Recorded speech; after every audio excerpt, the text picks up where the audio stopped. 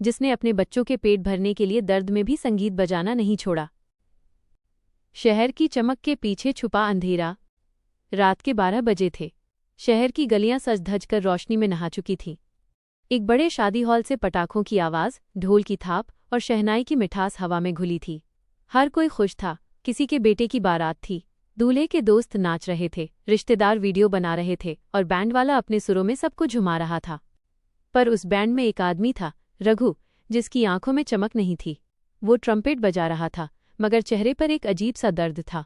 हर बार जब वो सांस खींचता, उसके होठों के कोने से खून की बूंद निकल आती थी। फिर भी वो बजा रहा था। लोग तालियां बजा रहे थे, झूम रहे थे, पर किसी ने नहीं देखा कि उस बैंड वाले की होठों से खून बह रहा था और वो फिर भी मुस्कुराकर अपनी धुन पूरी कर रहा था। क्यों? क्योंकि रघु जानता था, अगर उसने बजाना छोड़ा तो अगले दिन उसके बच्चों के पेट में भूख की आग जल उठेगी। अध्याय 2। एक गरीब कलाकार की कहानी। रघु कभी इसी शहर के एक छोटे से संगीत स्कूल में छात्र था।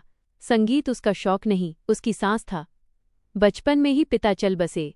माँ दूसरों के घर बर्तन मांजती थी और रघु गली मोहल्ले में शादी ब्याह में बजने वाले बैंड वालों को देखता रहता। एक दिन उसने अपने मोहल्ले के एक बैंड मास्टर से कहा, मास्टर जी, मुझे भी सीखना है बैंड बजाना। मास्टर हंसे, बेटा, ये शौक नहीं, मजबूरी है। जो पेट के लिए बजाते हैं वो कभी मंच पर नहीं चमकते। रघु ने कहा, तो मैं मजबूरी ही सही, पर बजाऊंगा। दिन बीतते गए। रघु ने ट्रम्पेट बजाना सीख लिया। धीरे धीरे उसका नाम इलाके में चलने लगा, वो जो खून से भी सुर निकालता है। अध्याय 3। जिंदगी की चोट। रघु की शादी हुई थी सुनीता से। 2 बच्चे थे, रीना 8 साल और छोटू 5 साल। घर में फटे बर्तन, टूटी छत, पर 4 दीवारों में प्यार का समंदर भरा था। लेकिन एक दिन बदकिस्मती ने दस्तक दी। रघु के गले में दर्द शुरू हुआ। डॉक्टर ने कहा, तुम्हें मुंह और गले का इन्फेक्शन है, आगे चलकर कैंसर भी हो सकता है। तुम्हें तुरंत बैंड बजाना बंद करना होगा। रघु हंसा, डॉक्टर साहब, अगर मैं बैंड बंद कर दूं तो मेरे घर की थाली भी बंद हो जाएगी। उस दिन से हर बार जब वो बजाता, उसके मुंह से खून आने लगता, पर उसने बजाना नहीं छोड़ा। अध्याय 4। मजबूरी की धुन। वो हर रात किसी न किसी शादी में बैंड बजाने जाता। लोग पैसे फेंकते, नाचते, सेल्फी लेते, पर किसी ने कभी उसकी आंखों का दर्द नहीं पढ़ा। एक रात जब वो बैंड बजा रहा था, पास में खड़ा एक लड़का मोबाइल से वीडियो बना रहा था। वीडियो में दिखा, रघु मुंह से खून निकलने के बावजूद बजा रहा है, मुस्कुरा रहा है और पीछे लिखा था, म्यूजिक इज माई लाइफ। वो वीडियो सोशल मीडिया पर वायरल हो गया। लाखों लोग देखकर रो पड़े। कमेंट्स में लिखा गया, डॉमा बॉट। ये इंसान नहीं, एक जज्बा है। गरीबी ने जिसे झुकाया नहीं, दर्द ने जिसे रोका नहीं। लेकिन रघु को ये सब नहीं पता था। वो अगले दिन भी अपनी पुरानी साइकिल पर ट्रम्पेट लटकाए बैंड वाले ऑफिस पहुंच गया, क्योंकि उसे वायरल नहीं, कमाई चाहिए थी। अध्याय 5। बच्चे की फीस और पिता का खून। उस दिन रघु का छोटा बेटा छोटू रो रहा था, पापा, कल से स्कूल में मुझे नहीं जाने देंगे, फीस नहीं दी। रघु ने बेटे के सिर पर हाथ फेरा, तू पढ़ बेटा, मैं आज डबल शिफ्ट बजाऊंगा। उस रात रघु 2 शादियों में लगातार बजाता रहा।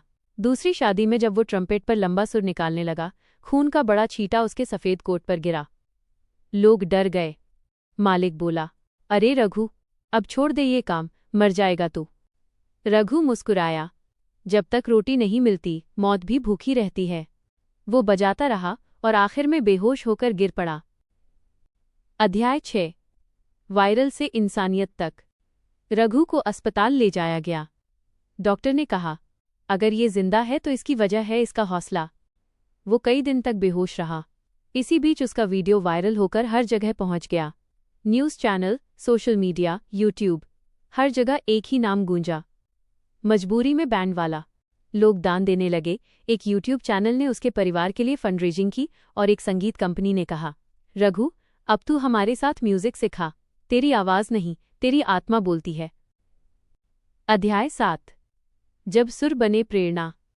रघु ठीक होकर वापस आया। अब वो शादी ब्याह में नहीं, बच्चों को म्यूजिक सिखाता था। वो कहता, बेटा, संगीत कभी मजबूरी नहीं होना चाहिए। अगर तुम दर्द में भी सुर बजाओ तो भगवान तुम्हें सुनता है। रघु के स्कूल में दीवार पर एक लाइन लिखी थी, खून से भी लिखा गया संगीत कभी मिटता नहीं। वो अब भी ट्रम्पेट बजाता है, पर अब उसकी सांसों में दर्द नहीं, दुआएं हैं। अध्याय 8। अंत जो शुरुआत बन गया। एक दिन उसके स्कूल में पत्रकार आए। किसी ने पूछा, रघु जी, अगर फिर से आपको वही हालात मिले तो क्या आप बैंड बजाना जारी रखेंगे? रघु मुस्कुराया, हाँ, क्योंकि अगर मैं न बजाता तो मेरे बच्चे आज स्कूल न जाते। कभी कभी मजबूरी ही इंसान को अमर बना देती है। वो फिर ट्रम्पेट बजाने लगा। धीरे धीरे वही पुरानी धुन, जो दर्द से पैदा हुई थी, आज प्रेरणा बन चुकी थी।